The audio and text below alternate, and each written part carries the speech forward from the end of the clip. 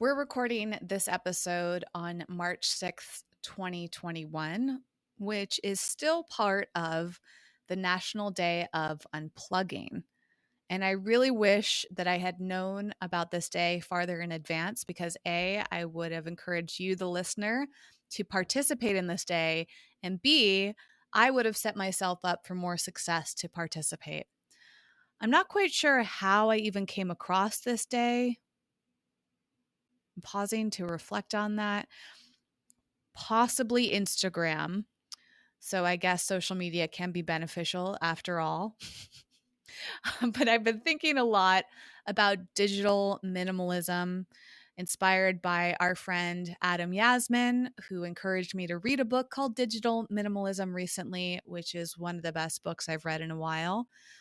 And I think that I've been reflecting on my usage of devices, especially my phone, for years, but I haven't really committed to reducing them in a major way. I set up the standard things that you can do on the iPhone, which is it gives you alerts. You can put time limits on your apps. That didn't really help. I just ended up ignoring them. And then I turned it off because it was pointless for me. I have tried kind of half-assed to turn off my device an hour or so before bed. I've tried not using my device first thing in the morning. And I've realized through all of these trials how difficult it is to do those things. So when I heard about National Day of Unplugging, I thought, I've got to give this a try. I looked at my calendar. I was unable, based on my business commitments, to do the full 24 hours that they recommend. However, I did 16 hours, and that was quite profound. So last night was a Friday, March 5th. I set my whole night up so that I really had nothing important to do after sundown, because at sundown, that was when the day officially began. And I turned off all my devices. I turned off my phone, my iPad, and my computer, and set them out of sight so I wouldn't be tempted. I turned off the internet, the Wi-Fi. What I didn't turn off was my Apple Watch, but I set that on do not disturb or airplane mode so I wouldn't get alerted. I really love using my Apple Watch, so I will say I wasn't fully device free. I like using the watch because it tracks my steps, it shows me the time, and it tracks my water intake through my fancy water bottle. If you're watching on YouTube, it's called a hydrate. And if you're not watching on YouTube, we'll put this in the link in the show notes for this episode at wellevator.com, which is spelled WELLEVATR.com. If you go to the podcast section of our website, we have a podcast player, we have the YouTube video, and we also have a full transcript with links to everything we mention, and we'll likely mention a lot: books, products, things that are supporting us, and information about days like the National Day of Unplugging in case you want to participate next year. I also think, by the way, that you can absolutely use the tools that the National Day of Unplugging website and social media accounts recommend. You can do this anytime. You don't just have to celebrate Earth Day on Earth Day, right? You can celebrate the Earth year round. Same thing is true with the National Day of Unplugging. So I went to very minimal device usage, and it was an absolutely fascinating process that I want to start off this conversation on, especially because Jason, Adam Yasmin, and I did an event on Clubhouse about productivity, and that led up until sundown for me in Los Angeles. And so that was the last thing I did online. I would love to talk about that with you, Jason. And before we get into it, though, I will share more about my experience. The first thing I noticed was that when I turned off my devices, I had a moment of not knowing what the heck I was going to do for the rest of my night. I had set myself up with a plan, but I'm telling you, Jason, that I felt really strange for the first hour. It blew my mind. It reminds me of whenever I've done a cleanse, a detox, or a fast. For example, a juice cleanse, which I know you've done too, Jason. It's like that moment when you realize like this is the last meal I'm going to eat for however many days. And you feel empowered, but you also feel nervous because we're used to eating food. We're used to the nourishment. We're used to the sensation of it. And you know, when you're on maybe the second or third day of a juice cleanse, you really miss chewing food. You miss the texture. That's the closest I can describe to how it felt in that first hour of not having my device. It was just like, I just, it felt unfamiliar to not go to my phone. And it's remarkable how in my head, normally I think, oh, yeah, I can easily go an hour without my phone. And I believe it feels easy because after the hour's over, I'll pick up my phone. But in this practice, I was going for 16 hours, which isn't that much time. But in the context of how often I typically use my phone in a 16-hour window, now granted, 8 of those hours I was sleeping, so it was really only 8 hours, but my brain was like, "Oh my gosh," like, it was that withdrawal feeling. And I was fascinated by it. I also decided that I was gonna go a period of time without even listening to music because, of course, we use devices for music. I don't have a little like analog radio player or anything nearby. So typically I would use my phone, my computer, my iPad for that. I have an Apple HomePod, which is their speaker, and that's connected to the internet. So I guess actually in hindsight, I didn't turn off the internet quite yet because I eventually turned the HomePod on. And the only reason I felt comfortable doing that is because the National Day of Unplugging said that the main goal was to not use your eyes to look at screens. But if you wanted to listen to things, it was different. So that's, I think, an important distinction. I was trying to go cold turkey. And what I ended up doing with the first few hours of my time off devices was cleaning and making dinner. And I thought, I don't need to listen to music, but I had enough of the silence. I was like, all right, that's enough silence for now. I'll listen to some music.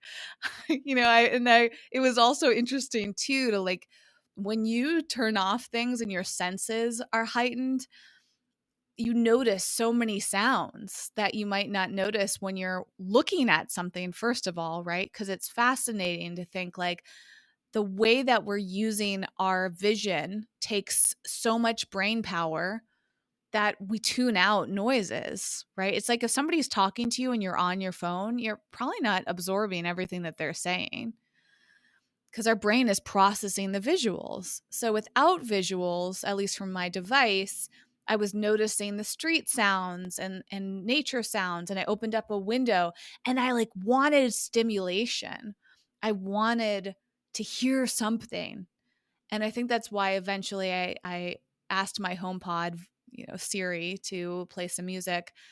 And I played classical music. I was like, all right, I'm going to listen to something instrumental with no music and very calming. And it was lovely, actually. Then I switched over to an instrumental chill playlist. At least that's what Apple called it. And that was great too. It kind of sounded like elevator music or like music you hear in a restaurant. And I enjoyed that experience a lot. No words, just nice, relaxing music. And I deep cleaned my home so much. And then I made a meal fully present. Normally, I would be on my device, it would be in the kitchen perhaps, and I would be scrolling through social media like in between steps, like while I was waiting for something to cook on the stove, I'd pick up my phone and look through it. Now I just cleaned in between. Like I cooked a cauliflower rice stir fry, and as that was cooking, I went around the kitchen and continued cleaning and put things away and went back to my food. And then the other big thing that was interesting was eating without devices, because normally I watch something every time I eat. I'm either on social media scrolling, TikTok, for example, or I'll watch a clip of a TV show or part of a movie or something. And to sit down and eat a meal, I was by myself. So I'm sitting there quietly eating a meal, not looking at any devices. And it was too awkward to like read a book or something while I was eating. So I just sat there and it was like, why does that feel so foreign? It was such a fascinating experience. And then the other remarkable thing is that I got so much cleaning and tidying done in about 2 hours. I could not believe how much I did in that time. Time felt elongated. It felt so stretched out. Those 2 hours were at a pace that I don't normally sense when I'm on a device, when everything feels fast-paced all the time. So the perspective that I got from that made me realize that so many of us feel like there's not enough time in the day. But what if that's because we are using devices and they've trained us to believe that and have that sensation? But the reality of life is that there's plenty of time in the day to get a lot of things done. We are just so distracted by our devices, we've lost so much sense of time. The other interesting thing is that I ended up going to bed way earlier than normal, like at least an hour earlier, because I just ran out of things to do without TV and devices. Normally, I have my to-do list and I'm working on things, or I'm watching things, or I'm doing something creative on a device. And without those tendencies, there really wasn't much left for me to do. I normally read books on my iPad, and I didn't allow myself to do that. So I just picked up my journal and I picked up a hard copy book that I had, and I read a little bit of that. I journaled a little, and then I went to sleep. And then I woke up and I used my phone and my iPad as alarms, but they were completely off. I didn't turn them back on. I didn't turn the internet on. I didn't go to my computer until I really had to for business today. And I actually found myself dreading going back to devices, even after just 16 hours of being off of them. And then once I got back on my computer, I also realized I don't really need my phone that much. I did use it a few times to take photos because I'm working on a photo project right now. So I took like a couple basic photos before I turned my computer on, but that's all I've used my phone for today, aside from the alarm. And then I turned on my computer, I got business done. And as soon as one part of my business was done, I closed my computer and went back. And I enjoyed lunch today without devices. And I found myself paying more attention to how I was making my food, paying more attention to how I was eating my food, paying more attention to the way the food tasted and the sensations of it, and just really slowing down to enjoy it. And now here we are recording the podcast. So this is only the second time I've used my computer today. I think it's interesting that, first of all, Whitney, you use the word dread to describe getting back on your devices, because that's a very particular word. Not anxious, not nervous, dread. Like that word feels to me like it's a bit heavier, more dense. Um, Maybe there's a little bit of fear. Dread is a that's interesting, your word choice. And before I get into what I did on my uh, evening of the National Day of Unplugging, I'm curious why. I don't know about why you chose that word, but it hit me in a very particular way. And so when you say dread, what is that feeling? How do you describe that feeling? Was it like, ugh, I don't want to touch my phone, or like, oh God, once I turn it back on, I'm gonna get sucked in, and I don't know if I can pull myself back out. So just really quickly, what do you mean in terms of a sensation or a set of feelings when you use the word dreading to get back on your devices? I think it is what you're saying, which is that fear of being sucked back into it, noticing the intensity and the anxiousness that goes along with that. There was a different level of anxiety in that I was a little concerned that something happened that needed my attention, even though National Day of Unplugging fell on a Friday night to a Saturday where the great majority of people aren't working. So that made it easier. And it did turn out that when I turned on my device, I didn't really have any messages. I think I had like one from a friend. I don't think even you had messaged me, Jason. And I remember too, before I turned off my devices, I wished that there was a setting on the phone that would alert people like, hey, I'm not going to be on my phone for X amount of time. If it's an emergency, here's how to reach me. And that's something that I was reflecting on. Like, there must be some sort of system set up that way, right? Like, you can do that with auto replies on emails, but how do you set that up for your devices? And I wondered moving forward if it would be beneficial to set more regular hours like this. Like, maybe, crazy idea, but maybe I could set my business schedule up where I don't work after a certain time. And so that people know I'm basically training them by setting boundaries that I will not reply to them after or before this time. And that's something that I would really like to do, Jason. I also reflect a lot on the urgency in which people expect replies from us, and how if we don't reply within a certain amount of time, we think something's wrong. I'm guilty of this too. And I think that's a huge issue. I believe that comes up in Digital Minimalism, the book that I referenced. What you're saying and your detailing makes me reflect on the levels of addiction that so many of us have. And I don't use that word lightly. The way that you were kind of describing your 16-hour fast from devices, though, Whitney, it you use the word withdrawal too. I mean, there are many pieces of language and descriptors you use that are commonly also used for people dealing with addiction. And similar to you, last night after our clubhouse room ended with Adam, and I was waiting for my girlfriend Laura to come over and have dinner, I remember feeling the sensation in my body of anxiety and watching myself go over to pick up my phone and go, "Why are you doing this?" Like having a pattern interrupt where I was having a conversation with myself going, "Why are you doing this?" And I realized that it's become habituated, whether I need to or not, for business or catching up with friends or any social interactions. I'm just checking the phone to check the phone. There's no reason why I'm checking it, to be honest. There's no palpable reason why I need to look at my email for the 55th time today, why I need to check my Instagram DMs for the 75th time today, why I need to go refresh Clubhouse to see if I've crossed 1,000 followers yet. There's no reason for me to do this shit.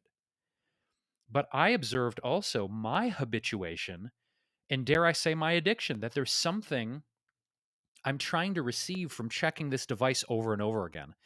And we talked about it before, the neurochemical addiction of how when we get a new follower, we get a new like, we get a new email, it's a dopamine hit.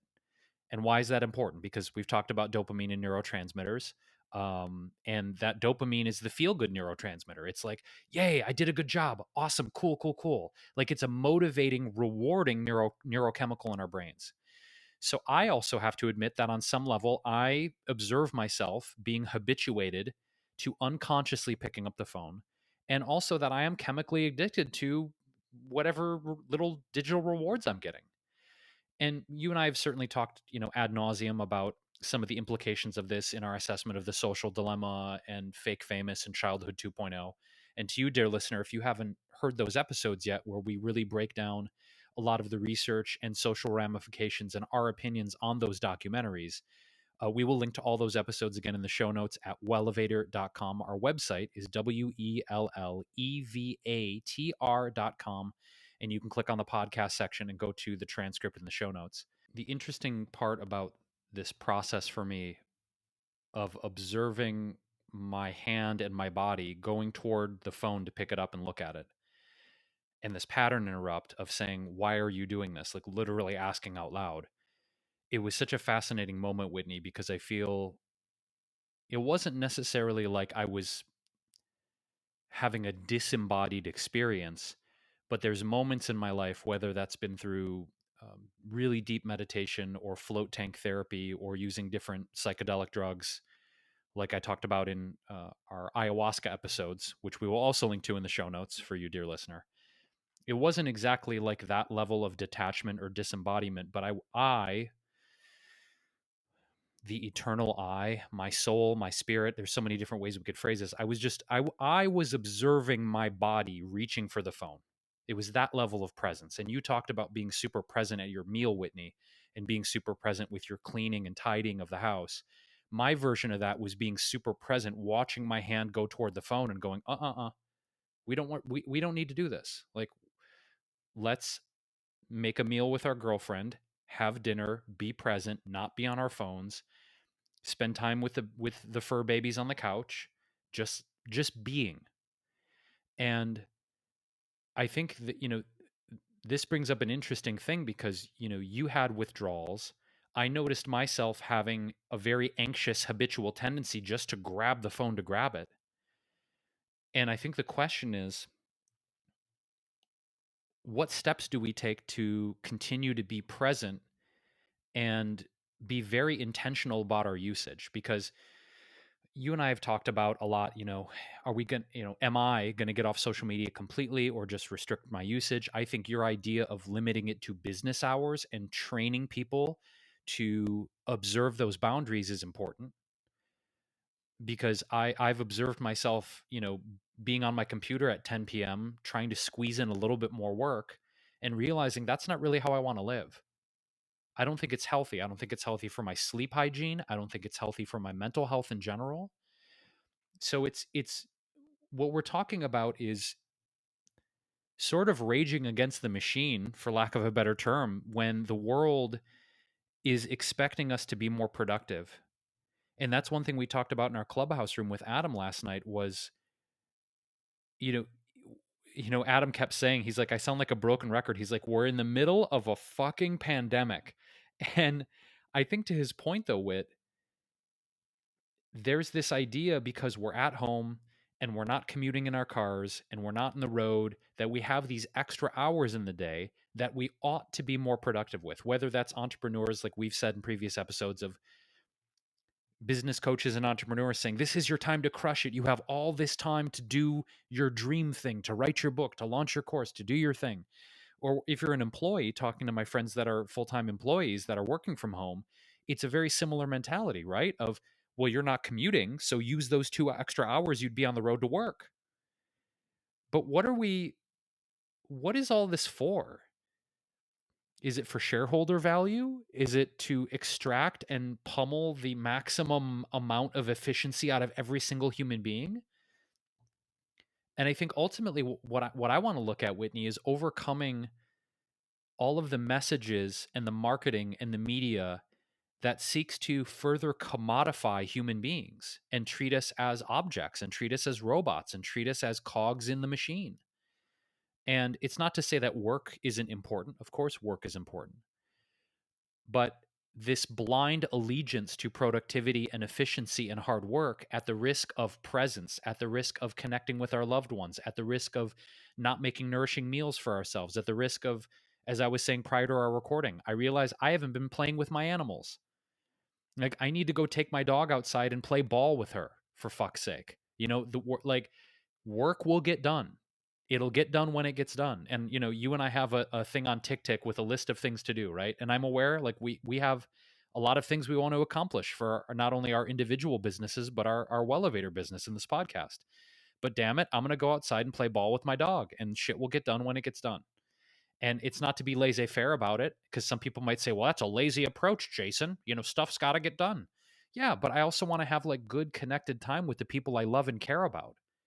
That's important to me too. Having good quality time with the people I love and care about, whether those be animals, human, or otherwise. I don't even know what the otherwise is. Who else am I hanging out with? Ghosts? Apparitions? Pet rocks? Sometimes I say shit and I don't even know what it means, but welcome to the podcast.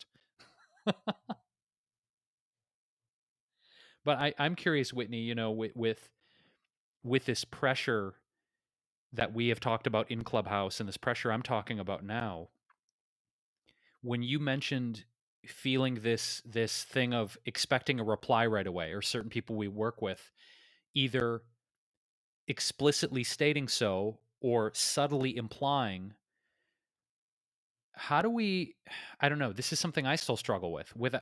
Without being like blunt with people, like I'll get back to you when I get back to you. You know, how do we start to enforce these boundaries? And how do we start training people to not expect stuff from us right away when they want it? Like what are your thoughts on that? How do we start to do this?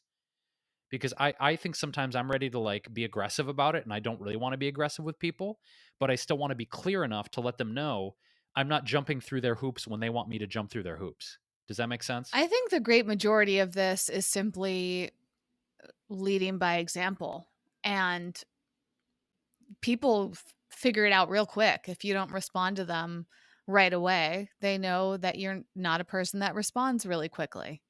If you do get back to them eventually, I guess all of the definition of quick is very relative.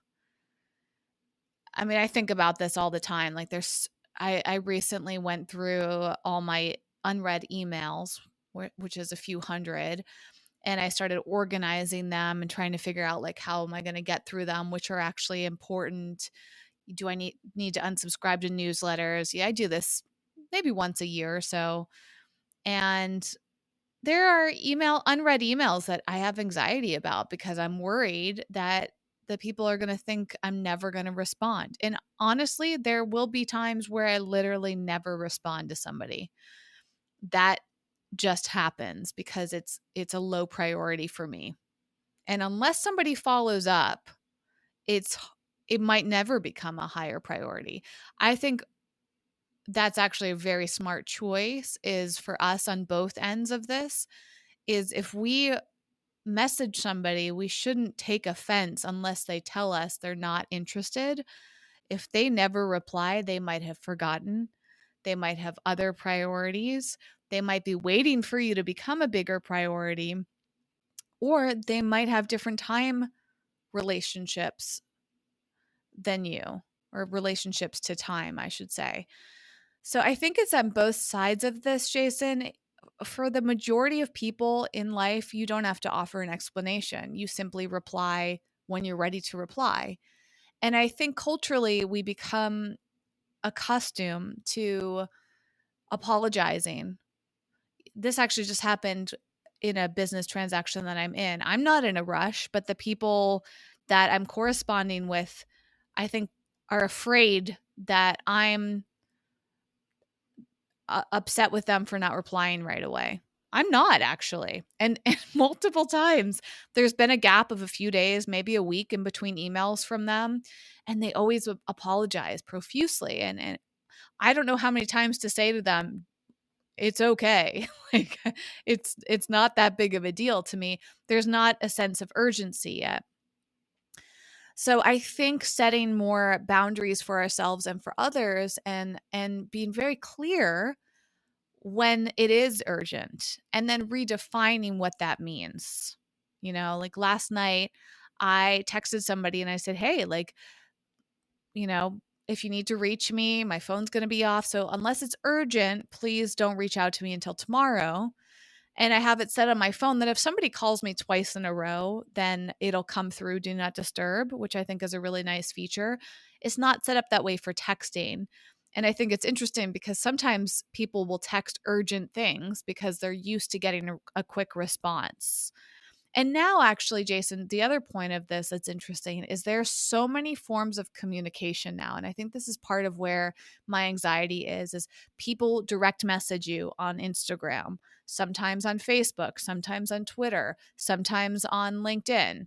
So direct messages, there are so many channels. And from my perspective, that's for most people, you shouldn't assume that you're going to get a quick response to a DM. However, there are some people who treat their DMs as text messages, like they're in there corresponding a lot. Then we've got text messages, we have email, we have phone calls. We even have the lost art of in person communication, right? So there's a lot of different avenues in which somebody might try to reach us. And I think first and foremost, we have to be very, very clear. We can set up automated systems like I was talking about earlier. You can, I think, on a lot of the social media platforms, set up an auto reply. So that's one thing you can try. You can say, "Hey, I only check this on this day or X amount of times per week or at during this time frame." And this was actually something that Tim Ferriss wrote about in his book The 4-Hour Work Week, and he recommended back when that book was written, which feels like an eternity ago, but I want to say like 2006 perhaps that came out, maybe 2008. I think I read it. Actually, maybe it was, I don't know. I think I read it between 2008 and 2010, if I'm remembering correctly, which feels like a very long time ago.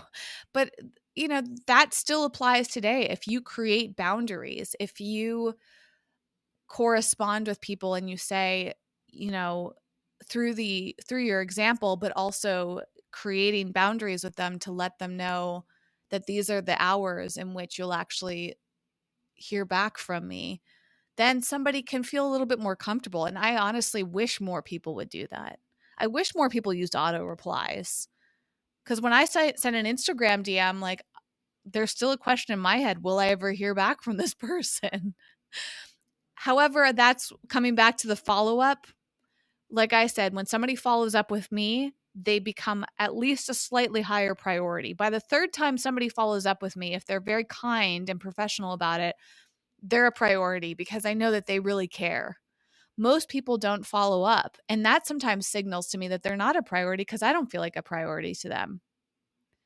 So you can do the same thing is if you're on the opposite end and you're waiting to hear back from somebody, maybe they're spending less time on their devices or maybe they've set more time boundaries. So don't be afraid to follow up and do it kindly and professionally or respectfully, and you might hear back. And that's actually worked in my favor a lot of times. So, long answer to you, Jason, but I think that's the way that we do it. We do that by leading by example, we do that by stating our boundaries, and we do that by figuring out what our priorities are and then working our way towards being a priority for other people. I have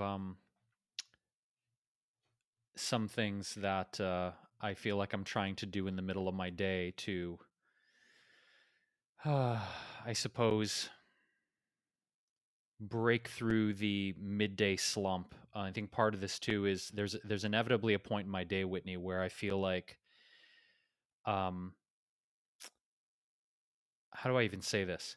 I realize that I've had my face in a computer for hours and I haven't gotten up, right? And so one of the things that I like to do is actually like is time block during my workday to get up and nourish myself, whether that's taking lunch, taking the dog for a walk, just going outside and being in the fresh air.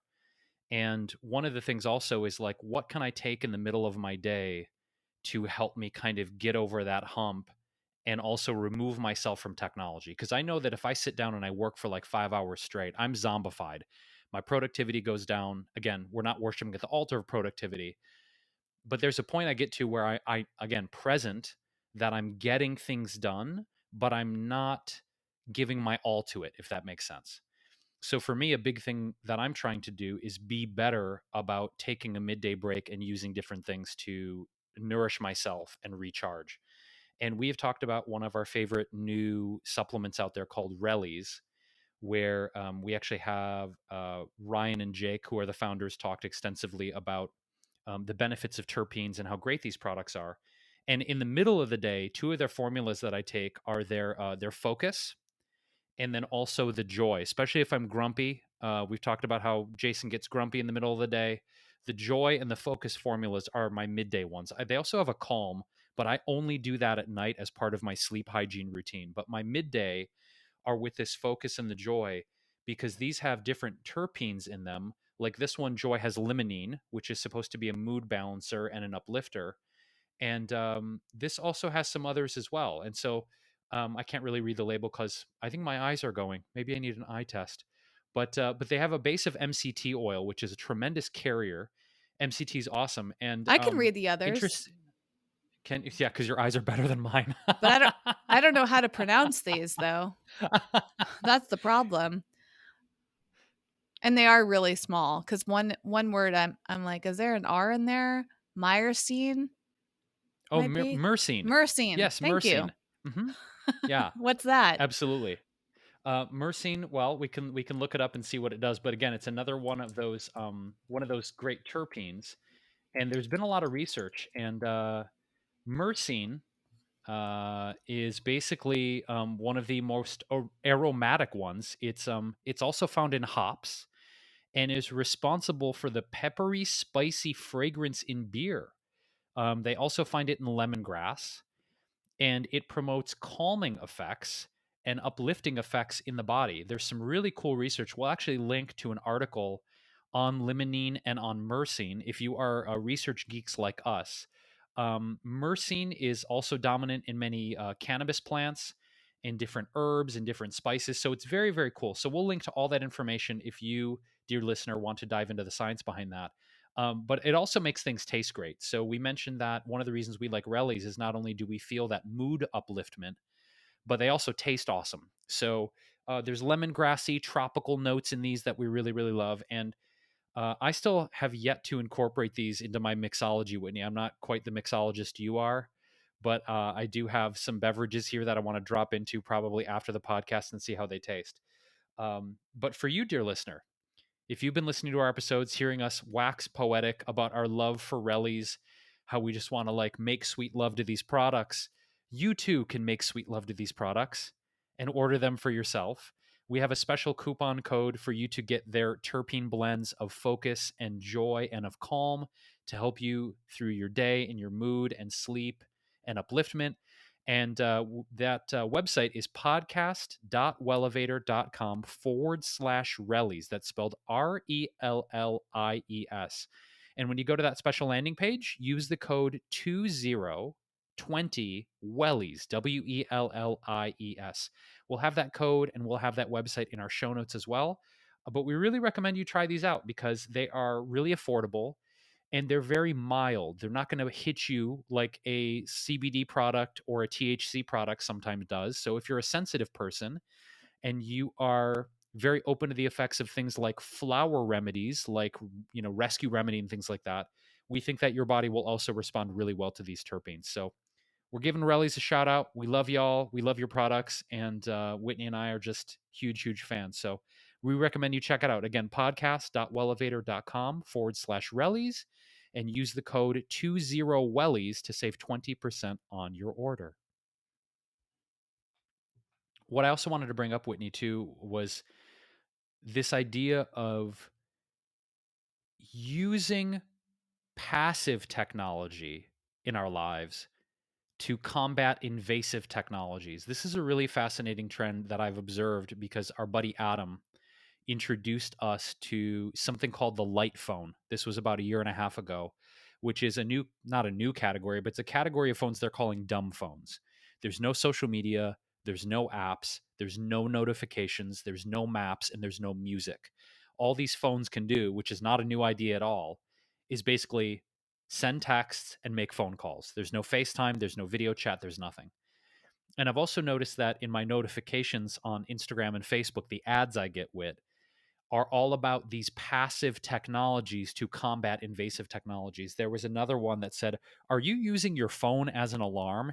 Here's this like Zen alarm clock that it was like the tones and the alarms on this alarm clock were supposed to wake you up more naturally and wake you up more gently.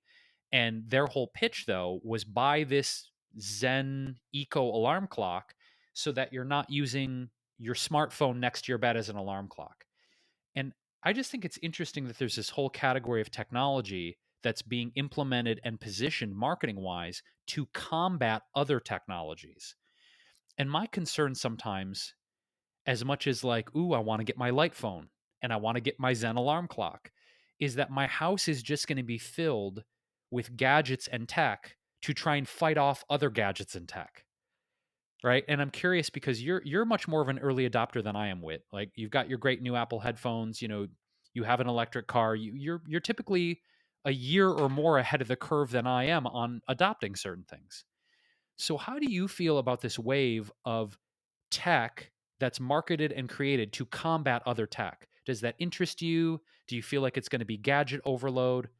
As an early adopter, how do you feel about all that? And are you interested in buying some of those things? It's a great question because I've been examining my relationship to tech in a lot of different ways as a result of reading Digital Minimalism, doing the unplugging, and also reflecting on my relationship to productivity and efficiency. And I think one of the reasons that I enjoy tech is because it helps me feel more efficient. And I was reflecting on this a lot yesterday because, for example, I love to take notes on things.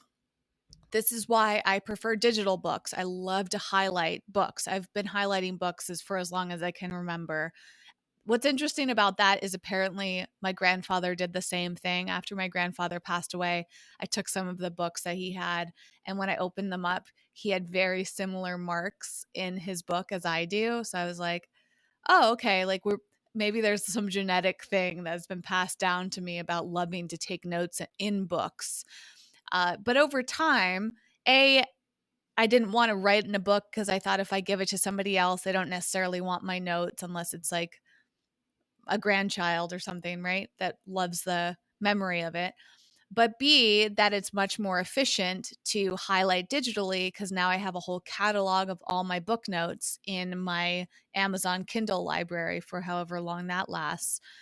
That feels more efficient. I can copy and paste a quote. Writing notes in my phone on the notes app or on my computer's notes app is more efficient than writing them in the journal. Yesterday, I wrote in my journal because I wasn't on devices, and now I have to manually go type those notes into my computer if I want to use them again. Right. So, a lot of technology usage for me is about efficiency. But there's also a joy that I feel in technology. You brought up my Apple AirPods Max, which I have, the bigger over the ear headphones. They are more efficient because the battery lasts longer, and just like we enjoy having devices that stay on longer, when I'm using headphones, I don't want to have to worry about the battery dying. It's a pain in the butt. So I think another element of technology is that it solves a pain point. That was one of the reasons I got these. I also love the design. So I align a lot with Apple as a brand. I used to work for the company, so I was deeply ingrained into it. But they've appealed to me because Apple is about high quality products, beautiful design, creativity, and they also are very rooted in their why. And that if the book Start with Why by Simon Sinek is a lot of it is he uses an example of Apple and how Apple's been about their why, and thus their marketing is very different than other companies. And a lot of people are drawn to Apple as a company because it aligns with their desire to be different, right? So there's so many reasons that I make the decisions that I do when it comes to technology. Same thing with Tesla. I wasn't really that into Tesla. I remember you being super into it, Jason. I barely even knew about the Model 3 car until I got it. And now that I have one, it's like, oh my gosh, this is the best car in the world. But it's so tech related. And I was thinking about this too yesterday because I had to go charge my car. And when I went to get my car from the charge station, I was thinking like, gosh, I'm using my iPhone to use my car. I mean, that's how the Tesla can work. You have a key, but you also can set it up through an app so that you walk up to your car and you get in the car and you start the car with your phone and everything's connected. That is really cool. That is very efficient. That is really like mentally stimulating. But is that mental stimulation necessary? Is that helping me or hindering me? Right? It's saving me time. It prevents me from the pain point of losing my keys. I don't have to carry keys with me because I just have my phone. So it's like there's a lot of perks. And Tesla has done a lot from the environmental standpoint. It's not perfect, but there's a lot of environmental benefits to that car and the company. Um, but long-winded answer, Jason, I'm certainly examining my relationship with technology and trying to be very intentional and aware of it. There's status that comes along with technology. So certainly when you buy more expensive things, uh, there's the status side of it, and that's for better or for worse. Sometimes I feel really self-conscious about having a Tesla because I'm worried that someone's going to judge me and think something about my finances, without really knowing. Same thing with these headphones. Like the big thing about the Apple headphones is that they're really expensive. And it's like, do I have to justify to people why I bought these headphones and how I had the money to do it? It's like stuff like that comes along with technology too. So it's a complicated thing. And going back to your question about are these gadgets a good or bad thing? That ties into my answer because as an early adopter, I get very excited about new technology, but I'm trying to be more mindful. And there is a level, I keep forgetting what it's called. Hold on, I want to look this up. I've been meaning to for the past week. There's the curve. So before the early adopter is a group called the innovators. And I want to look up the definition of what it means. Innovator. Here we go. Okay, so according to the first article I picked up, which is on ou.edu, and man, is this an old school website, which is really funny to look at when we're talking about technology. It talks about the innovation theory, and that's the curve. If you're watching on YouTube, I'm demonstrating with my hand, but if you're not, you might have seen this curve before, and it shows how people make decisions and become adopters, and it's a very old school website on here. So the innovators are the first 2.5% of a group to adopt a new idea. The next 13.5% to adopt an innovation are labeled as early adopters. Then the early majority, the late majority, and the laggards. Innovators are eager to try new ideas to the point where their venturesomes almost become an obsession. Their interest in new ideas leads them out of a local circle of peers and into social relationships more cosmopolite than normal. I don't know what that means. Usually, innovators have substantial financial resources and the ability to understand and apply complex technical knowledge. Now, the early adopters, which I consider myself to be, are in the greater degree of opinion leadership. They provide advice and information sought by other adopters about an innovation. They're usually respected by his or her peers and have a reputation for successful and discreet use of new ideas. So I think that's a big differentiation is like, for example, these AirPods came out months ago. I didn't buy them the day they came out, but that's something that an innovator would do. But I didn't buy a Tesla right away. I waited and obviously saved up my money. I waited for the model that felt more financially achievable for me. There were people that bought the Tesla as soon as they possibly could and still do. So that's a big difference. And a lot of that depends on your financial resources, but you're willing to take risks.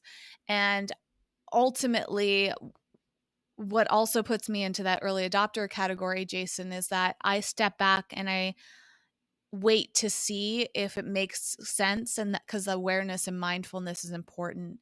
So when it comes to these new pieces of technology, I want to make sure that it makes sense for me and that it's something that I'm being very intentional about. One thing that reminds me of is that phone that you were thinking of getting, Jason. What's it called? Like the phone that Yeah, it's doesn't the light have, phone. yeah, the light phone. I'm curious how you're feeling about that because that was something I was reflecting on today, and also going back to you feeling like you're having trouble resisting temptation, because I actually don't find it that hard not to use my phone if I put it out of visual sight. I've mentioned on the podcast, I believe, that I have a lockbox. So I put my phone in the lockbox when I go to bed. And yesterday, I put it in there at sundown and I didn't touch it. So it was out of sight. It was in a locked setting, and that makes it really easy. If it's turned off or on airplane mode, like I don't feel that tempted to use it. I might think about it, but it's not hard. It's not, and I think that's similar to any addiction, right? It's like if you have a drug addiction or a food addiction, yes, getting things out of visual sight is helpful, but you might literally need to lock it away or flush it down the toilet or have somebody else put it away for you because you can't resist it. And I'm curious if you feel that way, Jason, and also what is your current feeling about getting something like the light phone and other gadgets? Oh, and also I'm curious, where do you fall on this curve? I would think you're an early majority person. So I can read you that description right here if you want to see if you fit into that. Members of the early majority will adopt new ideas just before the average member of a social system. They interact frequently with peers but are not often found holding leadership positions. They are, I have to read this. Their innovation decision time is relatively longer than innovators and early adopters since they deliberate some time before completely adopting a new idea. And then after that is the late majority. They're a skeptical group. I feel like you kind of fall on the line between those. You need a little bit, the late majority, I should say, need more strong pressure from peers to adopt. They're cautious about innovations and reluctant to adopt until most others in their social systems do so first. I think I'm probably somewhere a blend, or as you said, in between those two categories, because to me, I've observed myself feeling drawn toward wanting to, wanting to be like the cool kids, so to speak, of, oh, well, everyone's got an Apple Watch and they've got the headphones and they've got an electric car and they've got this cool thing. And, I remember when Google Glass came out, or now everyone's got Oculus and doing VR. And so there's that part of it, which is, looking at the cool stuff your friends and peer group have and going, am I missing out? But one of the reasons that I deliberate longer and I think I fall deeper into that early majority category, or maybe even a little bit later than that, is because I'm asking myself, is this pure desire? My motivation to get this thing, is it just pure desire and emotional magnetism toward the thing, or is it actually going to be useful? You use the word efficient, Whitney. I use the word useful because to me it feels a little more broad in the sense that, um, how is this actually going to affect my life? That's what I try and ask myself, and maybe predict that question, or an answer to that question rather, is like, okay, if I switch from a gasoline car to an electric car, which I do endeavor to do, how many actual miles per charge do I need? What am I going to be doing with this? Where am I taking the car? Does my usage of it justify the monthly payment and the insurance and the things that I'll be doing? What is the usefulness factor versus the time and finance cost of what it takes to purchase and maintain the thing? And so I do deliberate a lot longer on most technology purchases because I want to be clearer about, is it actually useful, or am I just feeling the pressure to, have the cool new thing? And to your point, your question about getting something like the light phone, I don't know that I want two phones, because on one hand, getting a piece of passive technology that's designed to combat a more invasive technology like a smartphone, as I was saying, it's like then I have the $300 for the second phone, and then I'm paying a second monthly plan. And so then I have this other device, this other object that I'm responsible for, and that I also need to pay to maintain. And so is that useful? Is it going to be useful for me to eschew and overcome the temptation of using the apps and social media devices on my smartphone versus buying this secondary device that has none of those things and having it as like my bat phone, where only a handful of people know that number, and that if I'm not reachable on my iPhone, they know to go to my second phone. But then I have two different things to maintain. I think it's like, it's a question of usefulness, and it's a question of how is this going to affect my life. So ultimately, to me, it's a deeper inquiry, Whitney, of the actual pragmatic usefulness of a thing, but also not discounting the amount of human desire that goes into things. Because, as an example, if you just wanted an electric car, you could have purchased, you had a Fiat before this, you could have gotten a Leaf or a Bolt or a Volt, or there's a lot of other choices. But there's an emotional pull. There's a magnetism to the reason you bought a Tesla. It was an emotional choice for you. You've talked about your emotional connection to this vehicle. So to me, it's with the adoption of technology, I'm always looking at a deeper level of inquiry of how am I actually going to use this? Is it going to be useful? And what's my actual level of emotional attachment or human desire gravitating toward this thing? So I think for me it's a balancing act, and that's one of the reasons I take a lot longer to deliberate before making a purchase and bringing new technology into my life. It's a complex thing. I think that we right now have so much access. Our resources as human beings is really high for many of us. If we have the financial resources, the possibilities are endless. I mean, reflecting on human history, it's like the basic needs we have of food, water, shelter are well taken care of for the great majority of people. And actually I say that I don't know statistically how many people don't have access to basic human needs, but it certainly seems like that's been taken care of for many people on this planet. We also have the element of privilege in all of this, and I think it's incredibly important to talk about technology from a couple different sides. Is one, it's a privilege to have technology. So having gratitude for what you own and not taking it lightly is incredibly important. In fact, the Tesla I don't take for granted. It is a huge financial investment for me. I don't take for granted the fact that I made it happen and I was able to make it happen through the work that I do, and for the fact that I don't have a lot of expenses. I mean, that's part of the reason that I'm made the decision to get the car. Is like I don't have a mortgage right now. I don't have children. I don't have massive debt. Like I had the privilege of having the financial resources not just coming in but going out to make that car happen. And then once I got the car, I made a very conscious effort to appreciate it every time I used it. Now, sometimes my awareness of that is higher than others, but I would say the great majority of the time that I'm even near that car, I feel in complete awe of it. Going back to the emotional side of it, Jason, I recognize the privilege of that car.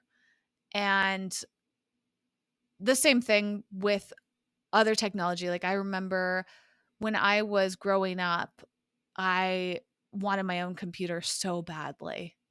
And when I got one, it was like so exciting. And then when I went to film school, Apple computers were like the thing that creative people used. And the things that you could do on an Apple computer was like everything I wanted to do.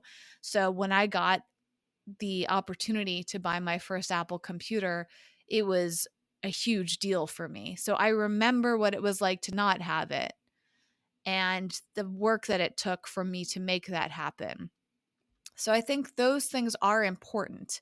But then we also have to take into consideration our privilege in terms of people that don't have access to those things and don't have the same resources as us. And also that some people use technology for very important and different reasons than us.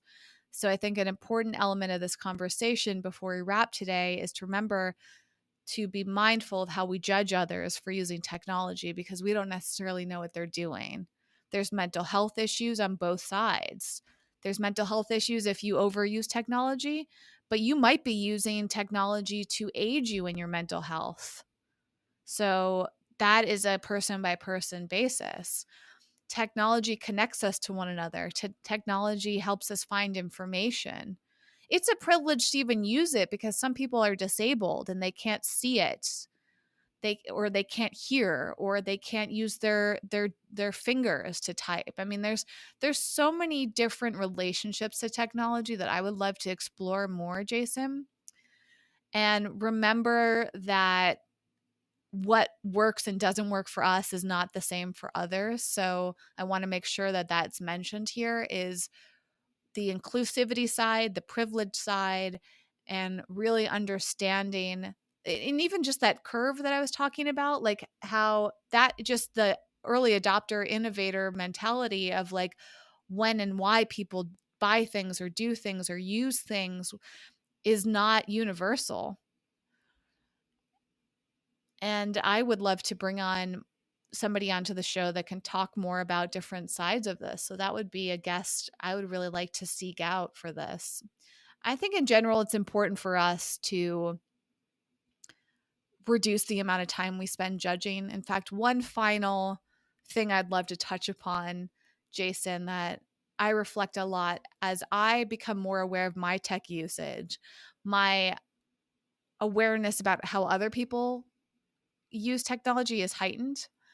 And over the years, when I've been striving to use my phone less, I've really noticed how other people use their devices, and I have a tendency to get really judgmental.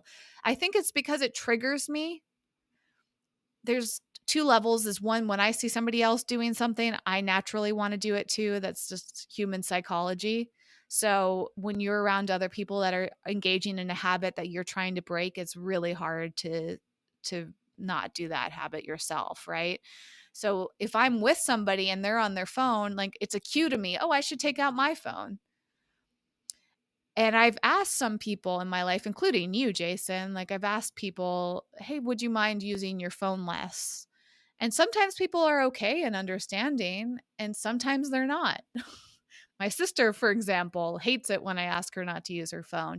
She perceives as me being controlling, and she doesn't really understand why I'm asking her.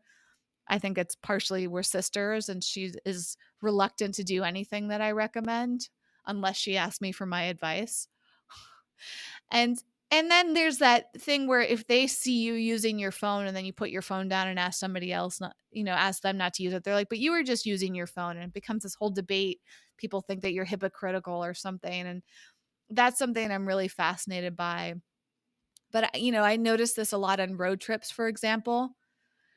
One of the reasons I love driving myself on road trips is that I'm so focused on driving that I'm not using devices unless you count my car as a device.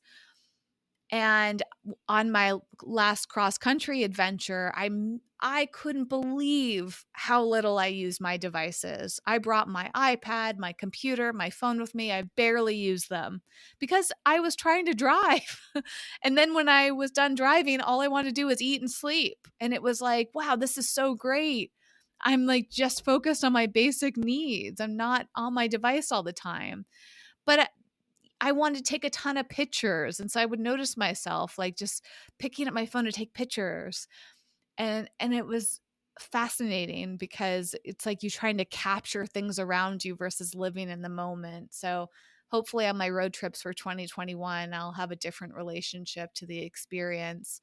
But the other thing I've noticed on road trips, and I've taken a lot in my life, is that a if I'm driving, the person in the passenger seat is on their phone, it drives me absolutely crazy. 'Cause it feels A, like I'm missing out. I'm envious of them. It's like, "Ugh, you get to use your phone? Like, I wish I could use my phone."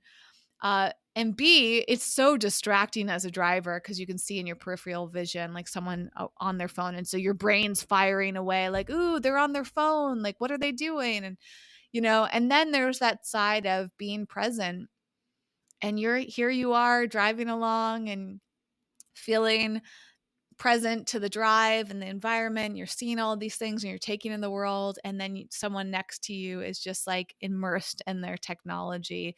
And it feels like such a contrast that I tend to notice it. And today I was thinking, you know what? This is a reason why I think I really enjoy doing road trips on my own. I don't have to worry about somebody else. Unless I can travel with somebody that's really mindful about their tech usage, I don't know if I want to do it again.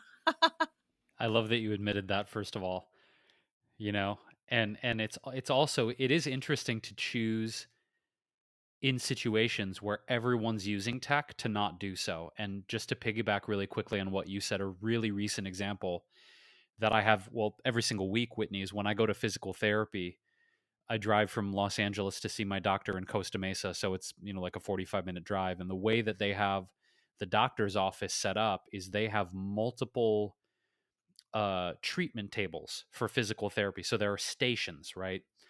And you'll see people getting nodes and electrodes and machines to decrease inflammation, and they're lying on their back, or they're lying on their stomach, or they're on a machine. And so there's people in different stations in the doctor's office doing their therapy. When they're receiving passive treatments, like they're laying down on a massage table and getting one of the machines, every single time I walk into the room, everybody's on their phone. They're laying down on their back and they're getting, like, whatever, 20, 30-minute treatment. And they're laying on their back and they have their hands extended in front of their head. They're lying down on their back, and their arms are extended outward for 20, 30 minutes just on their phone. And so I remember having a conscious thought when I looked around and looked at every single person on their phone during treatment. I said, I don't want to do that. So now when I lay down and I get my treatment, it's like it's the whole thing is about 90 minutes, my whole physical therapy sessions. I don't pick up my phone once. Like when I lay down and I get my treatment, I'm either staring at the ceiling for 20 to 30 minutes, just letting my thoughts do what they do, or I literally close my eyes. And it was so interesting at first to observe myself thinking, you're just staring at a ceiling. That's weird. And then the other part of me was like, that's actually not weird, because before we had these things, that's what people did. They went to therapy and just sat there. And what it's done though, Whitney, has really allowed me to pay attention to nuances of how my body is responding to the treatments, how the muscles feel. Like I can feel, okay, maybe that's a little too intense and we need to dial it down, or maybe that's not enough. So as a result of not being on my phone during the 90 minutes of treatment, I'm able to tune into my body more. But to your point, it is fascinating to observe a room full of people getting treatments and everyone's got their phones in front of their faces. And so I actually feel like maybe it's allowing my body to heal in a different way, because I am more present to the healing process, you know? So it is interesting to be sort of the outlier. Now that everyone has mass adoption of technology, to be in a social setting where you're the one not using it, literally the only one not using it, it is a fascinating scenario to put oneself in. So I actually endeavor to put myself in more of those scenarios, a la when we go back to conferences, trade shows, concerts, social gatherings, which fingers crossed that will come sooner than later. When we're back in those kind of scenarios, Whitney, I really want to make a conscious effort to not be on my fucking phone, like to really be with people. That's something I'm saying publicly that I want to start practicing in the home, so that when we are out in these larger gatherings, I'm with people. Like I'm looking them in the eye, I'm connecting with them. And also, if I sense that they're checked out, actually bringing it to their attention and asking, like, hey, would you mind putting your phone away so we could actually like have a like a deeper connect right now? Actually making that request of people. I endeavor to do that. And so this conversation has led me to this desire of like, yeah, when the world, again, I always say this quote, opens back up, whatever that means, I don't want to have my face in a device. I want to be with human beings and deeply connect with them. So that's my intention. And I would love your when we are at trade shows or events together, Whitney, if you're also on board for this kind of way of being, to remind each other, because I'm sure there will be moments where I'm like, sucked in, and like, no, no, no, that's not what you want. You want to be with human beings. You want to be with them. So I want to be better at that, and also make a request that you also help hold me accountable to that. So with that being said, dear listener, we'd also love to hear from you of how your relationship to technology is going. Are you feeling enslaved to it? Are you feeling caged by it? Do you feel like it's a sense of connection and liberation, and actually a tool that is helping you in your life? It's a complicated thing, I think, for most people. And we always love to hear your opinion on the topical matter of our episodes here on This Might Get Uncomfortable. So you can shoot Whitney and myself an email. It's hello@wellevator.com. You can also leave a comment on our show notes in our blog post, which is at our website, wellevator.com, WELLEVATR.com. Click on the podcast section, and it will take you to our show notes and transcript for this episode and all of our previous episodes. And again, if you want to get our special offer that is running through April 1st, we have our Rellies discount, which again, you can go to podcast.wellevator.com/Rellies and use the coupon code 2020 Wellies, Wellies. We'll have that in the show notes. And we really want you to try these great new terpenes and see how you feel about them. So, with that, we look forward to hearing from you and getting more feedback and any requests that you have for subject matter you would like us to research and cover on future episodes. We're always open to those suggestions. So until next time, dear listener, thanks for getting uncomfortable with us. We appreciate your love, your reviews, your listenership, and all of your shares on social media. We've been getting a lot of new people tuning in, and it's always a delight to receive not only your emails, but people shouting us out on places like Instagram and Facebook and sharing your listenership and your favorite episodes. That always tickles us pink. So until next time, we love you. We appreciate you. Thanks for the support. And we'll be back with another episode of This Might Get Uncomfortable very soon. Thanks so much.